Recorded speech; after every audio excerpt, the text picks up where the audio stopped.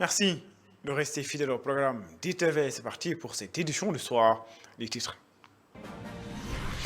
Fortune diverse pour les gardes du corps de la coalition Samus Kaddu. Au moins 55 parmi les 80 vont retrouver leur famille. 3 ans ferme, c'est la peine la plus lourde qui a été infligée à 3 gardes du corps de la coalition Samus Kaddu. Polémique autour des nominations des membres du CNRA. Attention, les militants de PASTEF doivent savoir raison garder. Selon certains citoyens, le président de la République a la prérogative de nommer qui il veut. L'huile se fait rare dans certains magasins du marché central de Wurosogi. Les quelques bidons visibles sont intouchables. Les prix ont flambé. Voilà pour les titres. Le développement, c'est dans une poignée de secondes.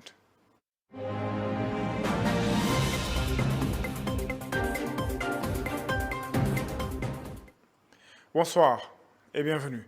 Le délibéré du procès des gardes du corps de la coalition Samus Kaddu est tombé. Au moins 50 parmi eux vont pouvoir retrouver leur famille. La plus lourde peine a été infligée à seulement 3 personnes. Elles ont été condamnées à 3 ans ferme. Momar Ali Signon nous livre la synthèse du délibéré. Le tribunal de grande instance de Saint-Louis a rendu son verdict ce lundi sur l'affaire des 80 personnes arrêtées durant la précédente campagne électorale pour des faits de violence et voies de fait. Le tribunal a rejeté l'exception de nullité du procès verbal d'enquête comme mal fondé. Il a également déclaré l'action publique éteinte à l'égard de Feu Bassirou Diop pour cause de décès. Il faudra retenir que 12 personnes ont été relaxées, 8 personnes condamnées à 6 mois assorties de sursis, 35 personnes condamnées à 3 mois avec sursis, 3 personnes condamnées à 3 ans ferme, 4 autres personnes condamnées à 2 ans, dont 6 mois ferme, et 19 personnes condamnées à 3 mois ferme. 55 personnes qui sont libres, donc qui vont désormais retrouver leur famille.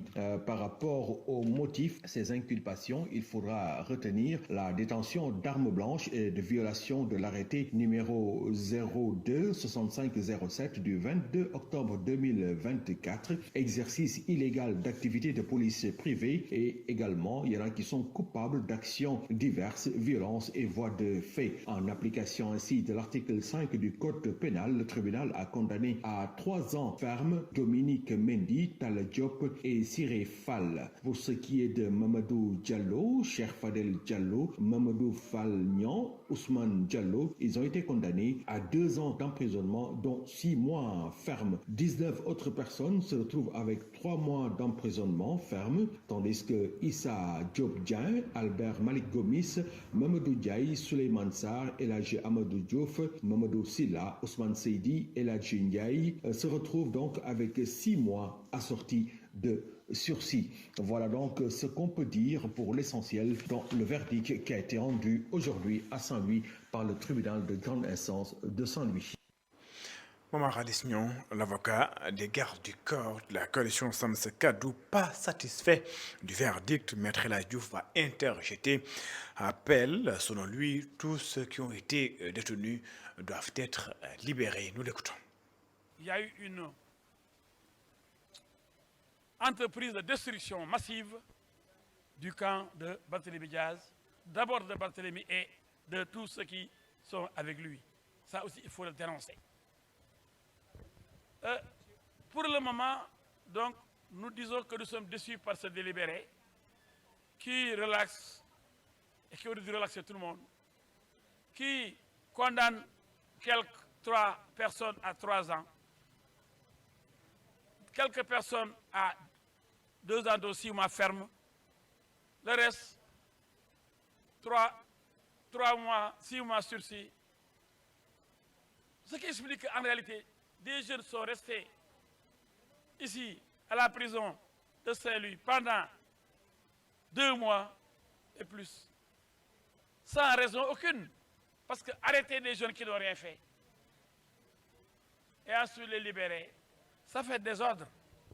Ça fait désordre. Nous dénonçons avec la dernière énergie l'arrestation et la condamnation de ces jeunes qui n'ont rien fait. Mais nous allons interjeter appel immédiatement. D'abord sur l'exception qui aurait dû être reçue parce qu'elle est valable. Les gosses n'ont pas été assistés par un avocat dès leur interpellation, comme le veut l'article 5, règlement 5 de l'UEMOA, qu'on a violé. Ensuite, 3 ans ferme pour qui? Des gosses qui n'ont rien fait. Hein? Pourquoi? Nous allons interjeter appel et nous allons gagner un appel. Et nous avons suffisamment d'arguments. Il n'y a eu aucun témoignage, aucun argument, aucun élément corroboré par une preuve rapportée à la barre et discutée contradictoirement. Les récentes nominations du président de la République au sein des membres du CNRA, largement commentées par les militants de PASTEF. Pour certains citoyens, les partisans de Ousmane Sonko doivent savoir raison garder. Le président de la République dirige l'ensemble des Sénégalais. Il a la latitude de nommer qui il veut selon ses compétences, mais pour d'autres, c'est aux militants de porter le projet. C'est un sujet de Ndeye Ali Fall. Président tant que 5 ans yi jotul lépp lu mu def dama ciy ànd non dañuy noppi Sénégal moo tëddee nii dañuy yuuxu mais après ci noppi lañ jëm mooy li ma la wax rek nii la Pastef juddoo. Nous sommes à Ouakam, plus précisément à Y-Ba, où le débat autour de la polémique des nominations des membres de l'ancien régime et d'autres personnalités qui ne sont pas de PASTEF fait rage. Certains s'opposent fermement à ces choix, tandis que d'autres semblent avoir un avis un peu différent. Mais les propos que les patriotes tenus vis-à-vis du président, c'est irrespectueux.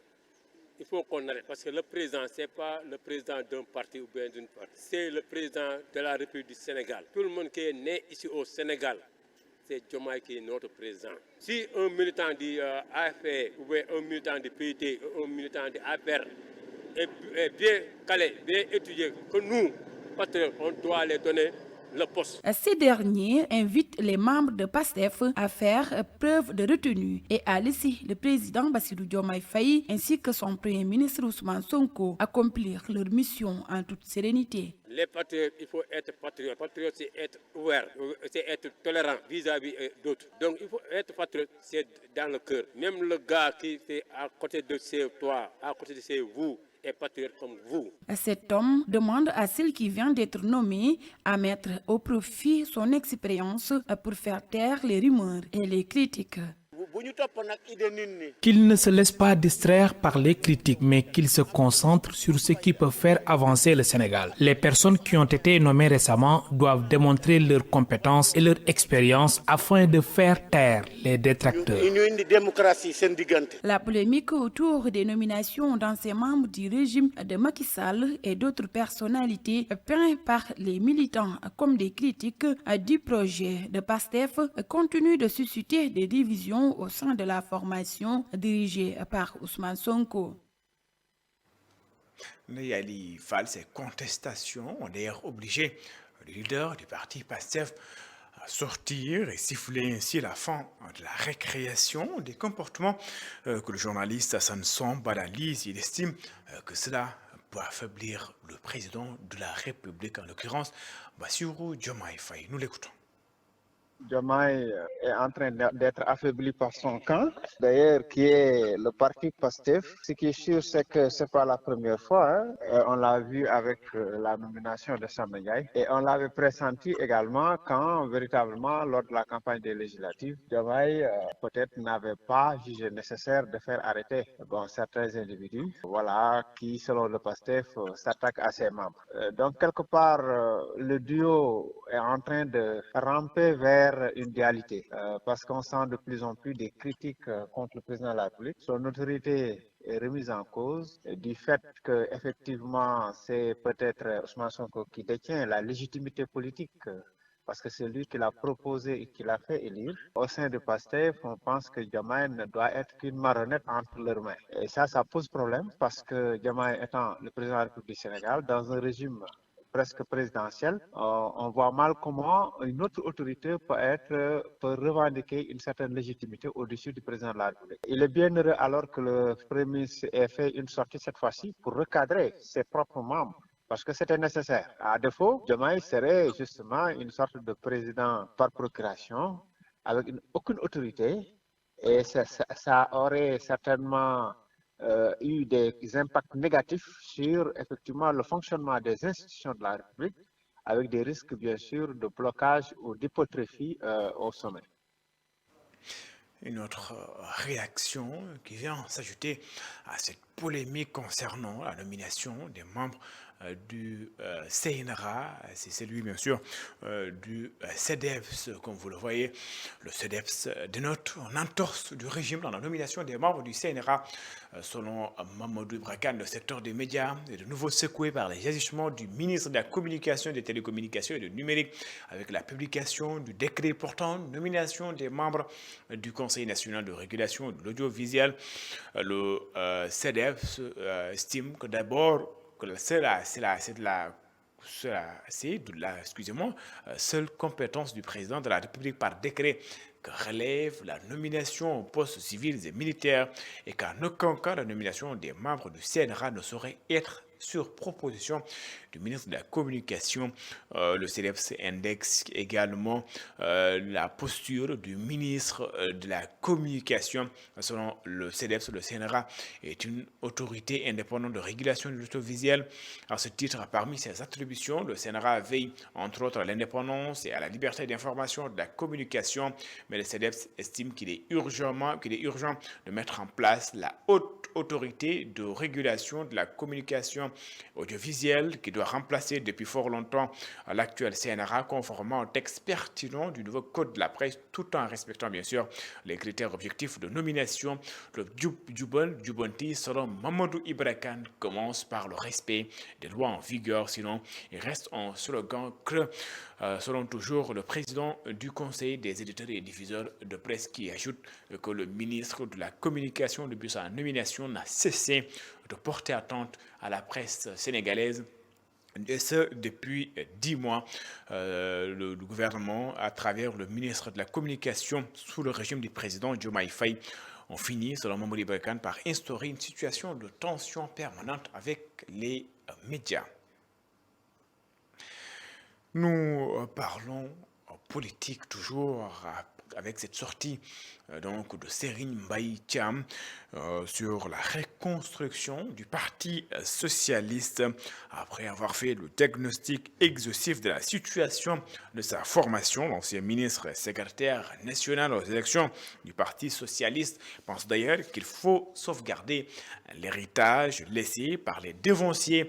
Et comment le faire? Il a la recette. Le voici au micro d'Antoine Diouf. D'abord, c'est pour sauvegarder l'héritage qui est le Parti socialiste, qui est un parti qui a contribué grandement à l'édification de la nation. Et en même temps aussi pour sauvegarder cet héritage que nous avons reçu de ceux qui ont dirigé le Parti socialiste successivement. Il s'agit du président Senghor, du président Abdou Diouf et de Feu Ousmane Tanor Dieng. Et ensuite, nous constatons que le Parti socialiste a perdu de sa splendeur, il faut le reconnaître. Et surtout ces 5 dernières années, durant le dernier mandat, où le Parti socialiste n'a pas été très présent dans le jeu politique. Tirant les enseignements de la dernière élection présidentielle et de l'élection législative, nous nous retrouvons dans l'opposition. Et aujourd'hui, nous devons redonner confiance à nos militants qui se trouvent partout au Sénégal et pour leur dire que le Parti socialiste doit être sauvegardé, le Parti socialiste doit être construit. Maintenant, il faut avoir l'audace d'opérer les changements qui sont nécessaires. Premier axe de changement, c'est d'abord de travailler sur une nouvelle offre politique à proposer aux Sénégalais. Deuxième axe, ce sera de travailler à réformer l'organisation et le fonctionnement du parti, qui hérite encore des séquelles de parti unique, de parti dominant et qui n'est plus un parti très agile pour s'adapter aux mutations de la société. Et troisième axe, c'est de travailler aussi à la reconstitution d'une très grande famille socialiste, d'une famille de gauche et d'une famille progressiste. Je pense que si nous arrivons à mener ces chantiers-là, nous pourrons donner de l'espoir à tous ceux qui croient aux valeurs socialistes. Je le disais en titre, L'huile est presque introuvable dans certains magasins au marché central de Ourossogui. Les rares bidons trouvés sur place sont intouchables. Le bidon de 20 litres par exemple, mais avant cela, je disais, les rares bidons trouvés sur place sont intouchables. Le bidon de 20 litres par exemple est vendu à 21 500 francs CFA, voire même 22 000. Certains commerçants décident d'ailleurs de ne plus s'approvisionner. Avant donc d'arriver à cet élément, nous allons partir bien sûr à Kaffrine où l'ancien ministre de l'urbanisme Abdoulaye Seydou Sow est en phase donc avec les déclarations du Premier ministre lors de la DPG, la déclaration de politique générale dans le cadre donc de l'assainissement des villes. Selon Abdoulaye Seydou Sow, les paroles doivent être traduites en actes. Le maire de Kaffrine est ici au micro de Boubacar Falbob. Je sens qu'il y a une volonté de satisfaire les problèmes des Sénégalais. Et je souhaite, en tout cas, que les problèmes des Sénégalais trouvent une solution à travers la déclinaison qui est une première étape de cette politique générale. Le reste maintenant, il y a une déclaration de politique générale et les actes qui seront posés sur le terrain. Mais en tant que maire de Kaffrine, ce que je souhaite, et je le retrouve dans la déclaration, c'est que la question de l'assainissement, la question de l'urbanisation, la question des instruments, par exemple des plans de développement urbain, soit définitivement réglés. En tant qu'ancien ministre de l'urbanisme, j'ai fait de mon mieux pour y arriver. Nous étions à 13%. J'ai vu que dans la déclaration actuelle, le Premier ministre a insisté sur ces instruments de planification urbaine au niveau de toutes les communes du Sénégal. La commune de Kaffrine notamment est au cœur de ce processus. Je le disais tantôt, l'huile est presque introuvable dans certains magasins au marché central de Ourossogui. Les rares bidons trouvés sur place sont intouchables. Le bidon de 20 litres, par exemple, est vendu à 21 500, voire 22 000 francs CFA. Certains commerçants ont décidé de ne pas s'approvisionner à nouveau. Amadou Mardiallo. L'huile, un produit presque introuvable dans certains magasins du marché central de Ourossogui. Chers secs commerçants s'en expliquent. Il y a un manque criant d'huile ici à Ourossogui. J'ai demandé à Touba, on m'a dit que c'est 22 000. Je ne peux pas le vendre à 22 000. Pour l'instant, il n'y a pas assez de stock ici à Ourossogui. Cette rareté du produit a entraîné une hausse du prix de l'huile que les commerçants détaillants déplorent. Le problème qui se pose, c'est la hausse du prix de l'huile et on ne sait pas pourquoi. Raison pour laquelle nous interpellons le ministre du Commerce. Il faut qu'il nous explique pourquoi un bidon d'huile de 20 litres, on achetait ça à 19 000. Aujourd'hui, c'est à 21 ou 22 000. Quelques mois après les mesures prises par les autorités sur la baisse des prix de grande consommation, à Matam, un bidon d'huile de 20 litres varie entre 21 500 et 22 000 francs CFA, selon les commerçants rencontrés. Un prix qui divise les commerçants de la ville Carrefour. Retour à Dakar, c'est pour reparler bien sûr de la baisse des prix de certains denrées de grande consommation. C'est le cas du sucre. Certains citoyens disent toujours acheter le sucre au prix indiqué, mais d'autres affirment que les commerçants ont augmenté les tarifs. Ils l'ont dit à Elisabeth Grastine.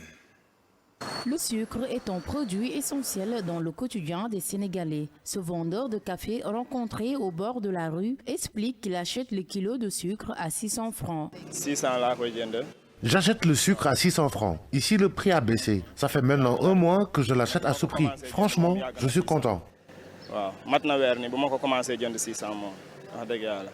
Ce jeune homme, habitant de Sicap Mbao, venu à Ouakam pour son travail, nous confie qu'à Sicap Mbao, dans son quartier, le prix du sucre a bel et bien diminué. Dans notre quartier, le prix a baissé. La dernière fois que j'ai acheté, le kilo était à 600 francs. Le quart de kilo coûte 150 francs. De notre côté, ça a bien diminué même.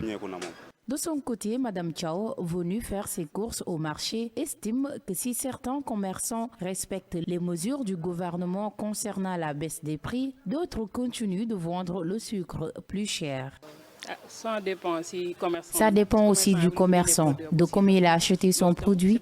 Mais en ce moment, le sucre est en manque. Certains vendent le kilo à 600 francs, d'autres à 650. Cela dit, le prix reste encore abordable, mais le sucre manque. À Ouakam, la baisse du prix du sucre n'est pas respectée partout. Certains consommateurs affirment payer le kilo à 600 francs, d'autres à 650 et parfois même à 700 francs CFA, selon les consommateurs. Le CROUS de Diamniadio veut faire de l'université Amadou Mahtar Mbow un cadre attrayant où les étudiants vont bénéficier des meilleures conditions d'études. La communauté universitaire a été mobilisée pour une grande opération de nettoiement. Cette activité sera élargie au-delà de l'espace universitaire. Babacar Seck. L'université doit être un vecteur pour un service à la communauté dans un contexte de développement durable et citoyen, selon les autorités de l'université Amadou Mahtar Mbow de Diamniadio. L'idée, en fait, que les universités doivent, par exemple, impacter les communautés. Et donc, c'est aussi des missions qui trouvent un écho favorable avec cette initiative nationale, cette activité lancée par son Excellence, Monsieur le Président de la République, Bassirou Diomaye Faye. Et donc, nos efforts conjoints en fait témoignent de notre volonté à œuvrer pour créer un cadre favorable à un développement citoyen durable. Sous la houlette du CROUS de Diamniadio, le campus social et pédagogique ont été nettoyés pour permettre aux étudiants d'évoluer dans un cadre attrayant. Le CROUS de Diamniadio, en collaboration avec le rectorat, aujourd'hui mène des activités de désherbage au sein du campus pédagogique, mais également au sein du campus social, autour de la polyclinique. Nous avons eu à nettoyer tout le campus social, tout le campus pédagogique, nettoyage des pavillons aussi, nettoyage des espaces verts également. Lors des prochaines éditions de Bossociétal, le CROUS envisage de s'associer avec les collectivités environnantes pour plus d'impact. Babacar Seck, nous parlons donc de la Ziara annuelle à Bopo, où la grande mosquée de Thierno Mohamedou Saïdouba a abrité cette grande Ziara dédiée au Khalif général de Madina Gounass, Thierno Ahmad Tidiane Ba. L'objectif est de promouvoir l'islam, mais également la cohésion et la vulgarisation des enseignements du fondateur du Dakar de Madina Gounass. Je vous propose de suivre les explications de Cheikh Ahmed Tidiane Dat. Il est le président de la commission éducation de la cellule scientifique de la Ziara. Ses propos sont recueillis par Moussa Dia. Nous sommes réunis ici pour faire la Ziara de notre Cheikh Ahmed Tijani Ba, fils de Thierno Mohamed Saïd Ba, radiallahu ta'ala anhu. Cette Ziara qui a été initiée par nos parents, qui étaient tous enseignants coraniques un peu partout dans le Sénégal. Ils avaient initié cette ziara-là et nous avons hérité de cette ziara-là, que nous avons essayé de moderniser par rapport en l'organisant ici même à Dakar. Et depuis que nous avons commencé à organiser cette ziara-là, c'est toujours inscrit sur un thème important, à savoir le retour des valeurs islamiques, le retour des valeurs cardinales africaines. Et aujourd'hui, alhamdulillah, Rabbil Alamin, notre cheikh nous a rappelé les enseignements d'Allah, du prophète Mohammed sallallahu alayhi wa sallam et de ce vénéré cheikh Ahmed Tijani Sherif radiallahu ta'ala anhu. Il nous a rappelé aussi notre responsabilité en tant qu'humains envers notre environnement, envers notre bien-être, envers aussi nos autorités, à ce que nous respections nos autorités aussi bien coutumières, religieuses et par la perte des valeurs à laquelle nous assistons aujourd'hui. Ce retour des valeurs s'inscrit en droite ligne avec ce que aujourd'hui nos autorités nous appellent, à savoir une rétrospection et une tolérance envers nous-mêmes. Et c'est ce que le Khalif nous a rappelé cette ziara de ce matin. Quelles que soient les appartenances, aujourd'hui ce dental-là regroupe toutes les confessions. Et cela va en droite ligne avec la tolérance qu'on appelle en islam as-samaha, c'est-à-dire cette tolérance-là de vivre, de vouloir vivre ensemble. Voilà un tout petit peu, nous, ce que nous avons fait. C'est la fin de cette édition. Merci de l'avoir suivi. Excellente suite de programmes sur les antennes d'ITV. L'actualité continue sur www.imedia.sn. Excellente soirée à tous. Au revoir.